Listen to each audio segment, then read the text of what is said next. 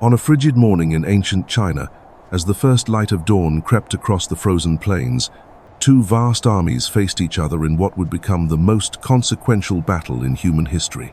The date was January 20th, 1046 BC, and the fate of an entire civilization hung in the balance. On one side stood the mighty Shang Dynasty, rulers of the known world for over 6 centuries, their bronze weapons gleaming like stars against the pale sky. On the other side, a rebel force led by a young king who claimed the gods themselves had commanded him to overthrow the most powerful empire on earth. This was not merely a clash of armies. This was the moment when heaven and earth collided, when ancient bloodlines would be shattered forever, and when a single day would reshape the destiny of a quarter of the world's population. What unfolded at the Battle of Muye would echo through 3,000 years of history, establishing principles of governance that still influence nations today. The very concept of legitimate rule, the idea that power must be earned through virtue rather than birth, would be born in the blood and mud of this frozen battlefield. But how did it come to this? How did a vassal king with a fraction of his enemy's forces dare to challenge the most powerful dynasty the world had ever known? The answer lies in a story of corruption, betrayal, and divine mandate that reads like an ancient thriller. Every detail of this battle has been scrutinized by historians for millennia, and only recently have scientists been able to pinpoint the exact date using astronomical calculations that would have been impossible just decades ago.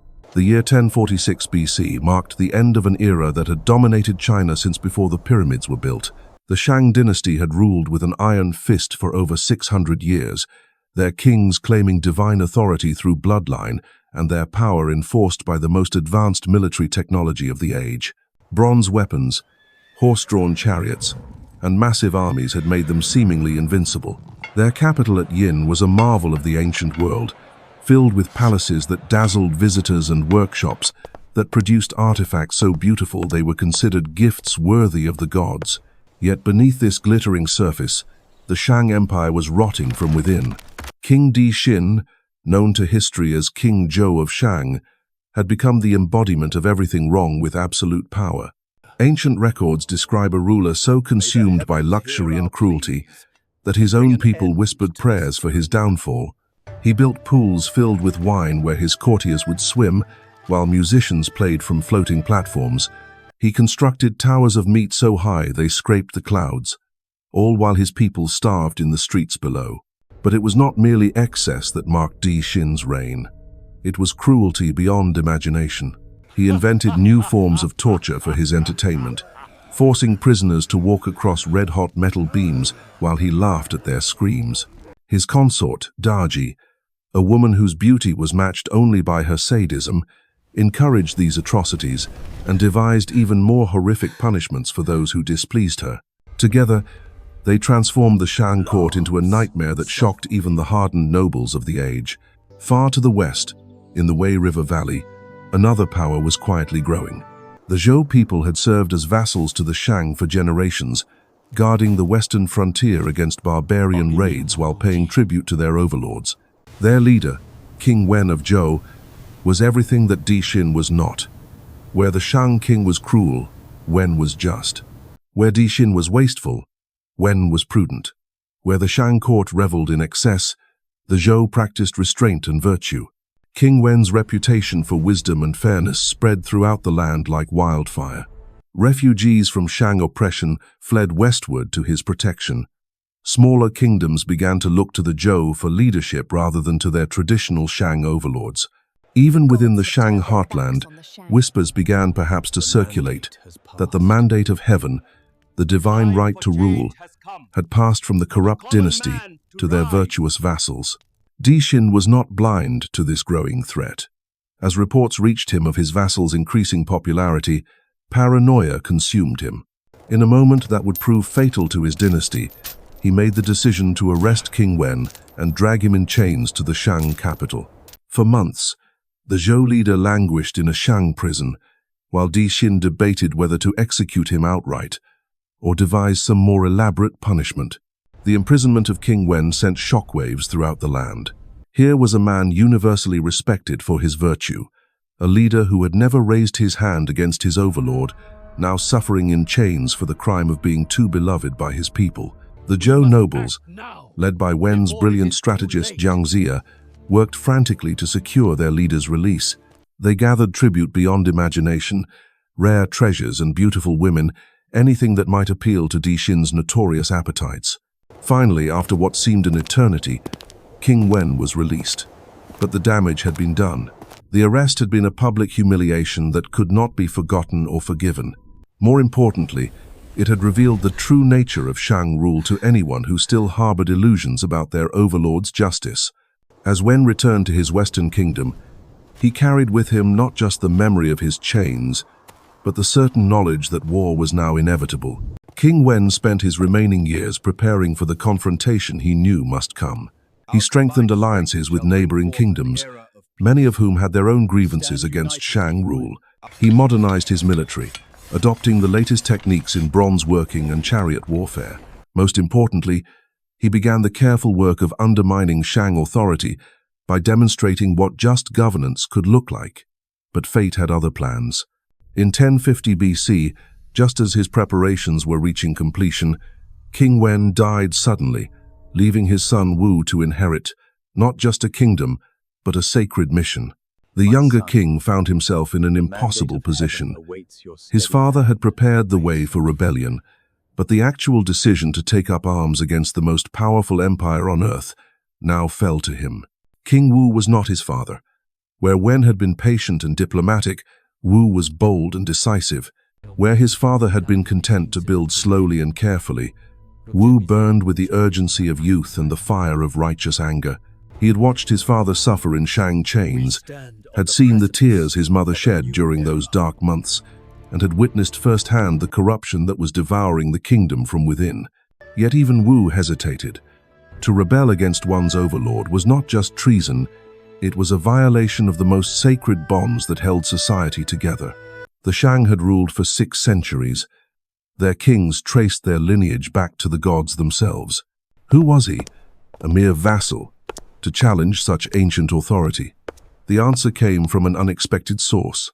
Jiang Ziya, his father's trusted advisor, brought Wu a message that would change everything.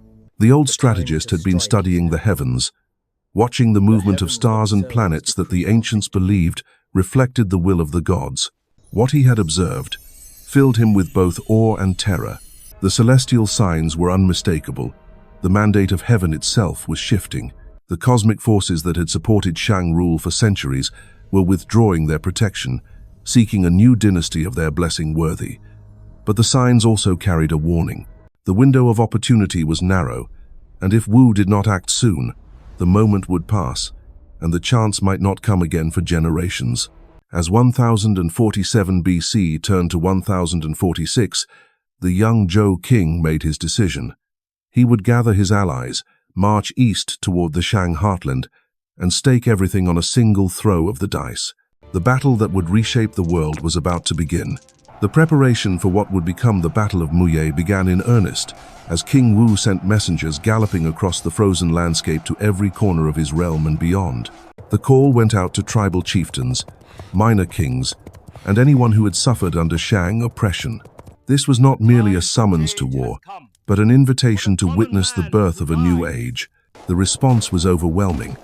From the mountains came fierce warriors who had never bowed to Shang authority. From the southern rivers arrived boat people who had been forced to pay crushing tributes. From the eastern plains rode cavalry commanders whose families had been destroyed by Shang cruelty. By the winter of 1046 BC, an army unlike any the world had seen was gathering in the Zhou homeland. These were not professional soldiers bound by pay or fear, but men united by a common cause. They came carrying their own weapons, leading their own horses, bringing their own supplies. Rich and poor stood shoulder to shoulder, bound together by the shared conviction that the time had come to overthrow a dynasty that had lost its way. The army that assembled under King Wu's banner numbered roughly 50,000 men, but their true strength lay not in numbers, in their unshakable belief in their cause. These warriors had seen their villages burned, their families enslaved, their children taken as tribute. They had watched corrupt Shang officials grow fat while honest farmers starved. They had witnessed the spectacle of a king who treated human lives as toys for his amusement. As winter deepened, King Wu made a decision that stunned even his closest advisors. Rather than wait for spring when travel would be easier, he would march immediately. The harsh winter conditions that would normally make military campaigns impossible would serve as his allies. The Shang would never expect an attack in the depths of winter, and their scattered armies would be unable to concentrate quickly enough to mount an effective defense. The march east began on a bitter morning when the breath of men and horses formed clouds that hung in the still air like the ghosts of ancient warriors. The Zhou army moved in disciplined columns across terrain that would have challenged even experienced troops. Rivers had frozen solid, creating natural bridges that allowed rapid movement. Snow covered the landscape in a white shroud that muffled sound and concealed their approach from Shang scouts. King Wu himself rode at the head of the column, his breath visible in the frigid air as he urged his men forward through the endless white expanse. Behind him stretched a river of bronze and leather, spear points catching the weak winter sun like stars fallen to earth.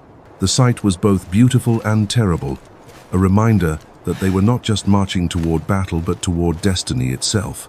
Word of the Zhou advance reached the Shang capital with shocking speed. Messengers arrived at the palace gasping for breath, their faces white with cold and terror. The impossible had happened. The vassal king had dared to raise his hand against his overlord, and he was coming with an army that grew larger with each passing day as more rebels joined his cause. King Di Xin received this news while lounging in his heated palace, surrounded by the luxury that had become his obsession. His first reaction was not fear but outrage. How dare this upstart challenge the divine authority of the Shang? Did he not understand that the gods themselves had blessed this dynasty for 6 centuries? The very idea of rebellion seemed so absurd that Di Xin initially dismissed it as the ravings of frightened messengers. But as more reports poured in, each confirming the reality of the Zhou advance, even Di Xin could no longer ignore the threat. His eastern armies were scattered across distant campaigns, conquering new lands to feed his appetite for tribute and slaves. The troops immediately available to defend the capital numbered in the hundreds of thousands, but they were spread across a vast territory and would need time to concentrate. In desperation, Di Xin made a decision that would seal too quickly his fate. Unable to recall his regular armies, he ordered weapons distributed to the vast population of slaves and prisoners who worked in the capital region. These were men who had been torn from their homes, forced to labor in mines and workshops, treated worse than animals by their Shang masters. Now they were being handed bronze spears and told to die defending the very system that had destroyed their lives. The irony was lost on Di Xin, but it was not lost on his intended soldiers. As weapons were distributed to men who had every reason to hate their overlords, whispers began to spread through the slave quarters. The Zhou were coming, the righteous king who treated his people with justice. Perhaps the gods really had withdrawn their mandate from the corrupt dynasty. Perhaps this was their chance not just for freedom, but for revenge. Meanwhile, the Zhou army continued its relentless advance across the winter landscape. They moved with the precision of a great machine, each unit knowing its place, each in the grand design. King Man understanding his role, Wu had learned well from his father's preparations. This was not a rabble seeking plunder, but a disciplined force, united by shared purpose and unshakable conviction. As they drew closer to the Shang heartland, the Zhou encountered the first signs of the empire's internal collapse. Villages stood empty, their populations fled or dead. Granaries had been looted bare to feed the armies or fill the royal storehouses. Fields lay fallow, their crops unharvested because the farmers had been conscripted or enslaved. This was not the prosperous kingdom the Shang claimed to rule, but a wasteland created by their own excess. The psychological impact on the Zhou warriors was profound. They had come expecting to face a mighty empire, but instead they found evidence of decay and collapse at every turn. Their confidence grew with each mile they marched, their convictions strengthened by the visible proof of Shang misrule. They were not rebels challenging legitimate authority, but liberators come to free a suffering land.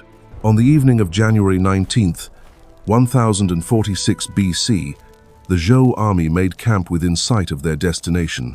Before them lay the plain of Muye, a vast expanse of frozen ground that would serve as the stage for the most important battle in human history. Across that plain, barely visible in the winter twilight, the fires of the Shang army twinkled like fallen stars. King Wu stood at the edge of his camp, staring across the battlefield where tomorrow would decide the fate of civilization itself. The weight of destiny pressed down upon his shoulders like a physical force. Everything his father had worked for, everything his people had suffered, everything they hoped to achieve, would be decided in the coming dawn. Behind him, his warriors made their final preparations, sharpening weapons that would either liberate a nation or doom a dynasty to extinction. The night before the battle was unlike any other in the history of warfare. As darkness fell over the plain of Muye, both armies settled into an uneasy vigilance.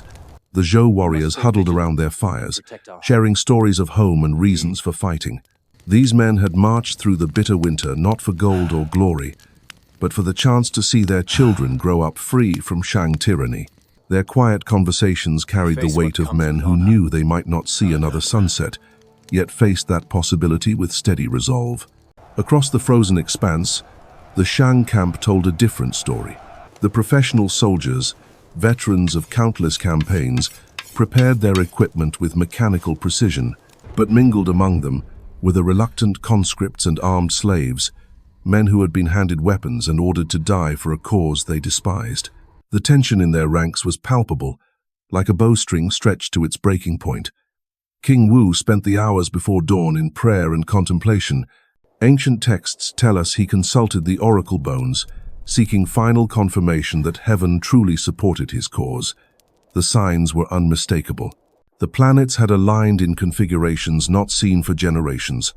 The winter itself seemed to bend to his will, and everywhere he looked, omens pointed toward victory. Yet the magnitude of what he was attempting still filled him with awe. Tomorrow, he would either emerge as the founder of a new dynasty or perish as a failed rebel. As the first pale light of January 20th began to creep across the horizon, both armies stirred into motion. The sound of bronze against leather, the stamping of horses, and the murmur of final prayers created a symphony of preparation that echoed across the plain. King Wu emerged from his tent clad in armor that gleamed like captured starlight, his ceremonial battle axe gripped in his left hand and a white banner unfurled in his right. What happened one of the most famous next would become speeches in Chinese history. Standing before his assembled army, King Wu delivered words that would echo through 3 millennia of Chinese culture. His voice carried across the ranks as he spoke of justice, of divine mandate, and of the sacred duty they had undertaken. He invoked the image of a hen crowing at dawn, warning that when the natural order is corrupted, disaster follows. The Shang had allowed feminine influence to poison their governance, he declared, turning strong leadership into weakness and wisdom into folly. The speech was masterfully crafted, weaving together practical concerns and cosmic significance. Wu did not merely promise victory, he promised righteousness. He told his warriors they fought not as rebels but as instruments of heaven's will, chosen to restore proper order to a world thrown into chaos by Shang corruption. The effect on his army was electric. Men who had marched through winter's worst now stood straighter, gripped their weapons tighter, and gazed across the battlefield with the confidence of those who fight for something greater than themselves. As the sun climbed higher, revealing the full scope of the opposing forces, the disparity in numbers became starkly apparent. The Shang army stretched across the plain like a dark tide, their bronze armor and weapons creating a glittering sea of metal that seemed to extend beyond the horizon. Conservative estimates placed their strength at over 500,000 men, a force so vast it defied comprehension. Against this multitude, King Wu's 50,000 warriors appeared almost insignificant, a small island of defiance in an ocean of enemy steel. Yet numbers alone do not determine the outcome of battles, especially when those numbers include men who have no desire to fight. The Shang had made a fatal error in arming their slaves and prisoners, assuming that weapons in their hands would translate to loyalty in their hearts. But loyalty cannot be purchased with bronze spears, and the moment of truth was rapidly approaching when these reluctant soldiers would have to choose between dying for their oppressors or living for their liberators. The morning air grew thick with tension as both armies completed their final preparations. Drums began to beat, a rhythmic pounding that seemed to match the heartbeat of the earth itself. Banners snapped in the wind, bright colors against the pale winter sky. Horses snorted and pawed the frozen ground, sensing the coming violence. The very air seemed to crackle with the electricity of approaching destiny. King Wu raised his ceremonial axe toward the heavens, and the Zhou army began its advance. They moved not in a desperate charge, but in disciplined formation, their shields locked together and their spears bristling like the quills of some enormous beast. The sound of 50,000 men marching in unison created a thunderous rumble that seemed to shake the very foundations of the earth. This was not merely an attack, it was a statement, a declaration that heaven's will would not be denied. The Shang response was immediate, but chaotic. Orders rang out across their vast formation as commanders struggled to coordinate a defense against an enemy they had never expected to face. The professional soldiers at the center of their line held firm, their bronze armor gleaming and their weapons ready. But on the flanks, where the armed slaves and conscripts were positioned, a different drama was unfolding. As the Zhou advance drew closer, something unprecedented began to happen within the Shang ranks. It started as whispered conversations, men looking sideways at their neighbors and asking themselves why they should die to protect a system that had given them nothing but suffering.